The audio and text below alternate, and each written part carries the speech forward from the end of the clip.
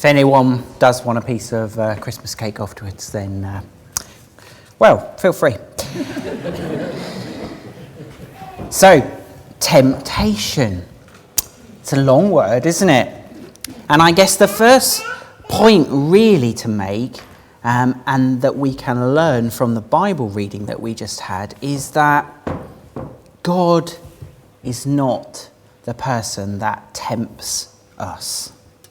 And we know that because the Bible tells us somewhere else as well. In James chapter 1, it says, "When tempted, no one should say, 'God is tempting me,' for God cannot be tempted by evil, nor does he tempt anyone." So, I'm not going to, but if I got you to put up your hands if this week you've been tempted by something, then I'm pretty sure pretty much every single person in the room would put their hand up this morning. I know I've certainly been tempted by things this morning, and you saw me be tempted by the Christmas cake. But if it's not God who's tempting us, then who is? Well, our reading showed us that even Jesus was tempted. Now, Jesus was completely and utterly perfect, the Bible tells us. He made no mistakes, but he was still tempted. So temptation in itself is not a sin, but if we give in to temptation, then that can become a sin. And our reading showed us that it was Satan, or sometimes we say the devil, who was tempting Jesus.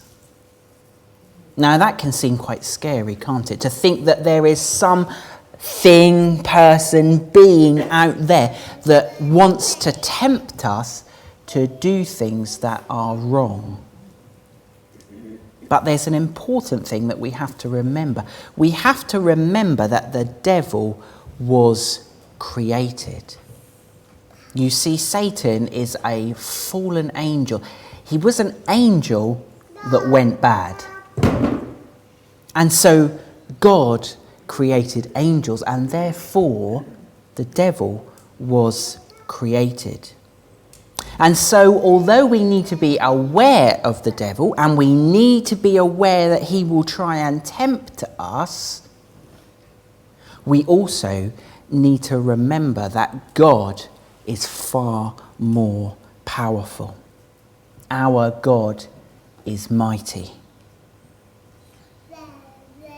So when we pray in the Lord's Prayer, "Lead us not into temptation, but deliver us from evil," we are asking God to protect us and keep us on his safe path.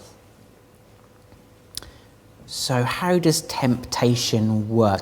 Well, let's think about it. Who here has been fishing before? Yeah, quite a few of you have been fishing.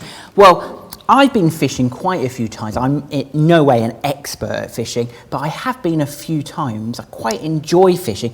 But the whole idea of fishing is that you are trying to tempt the fish to come to your line.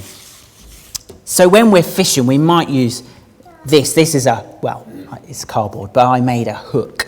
So you might use a hook like this. And you have to imagine that maybe this is a wiggly worm. So we might attach the wiggly worm onto our hook, like so. Or you might use a maggot, or I've used sweet corn before, I've used bread before. And we attach it onto our hook.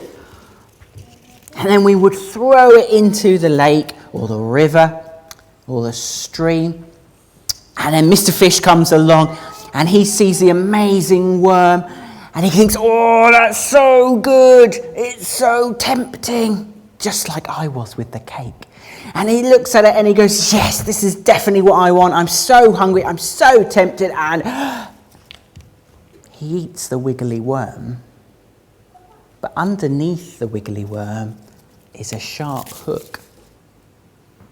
You see, the tempting worm is hiding something quite dangerous for the fish underneath. And that's exactly what it's like when we get tempted, when I get tempted. The whole point of temptation is that it's exciting, it's something that appeals to us, it's something that we want or something we want to do.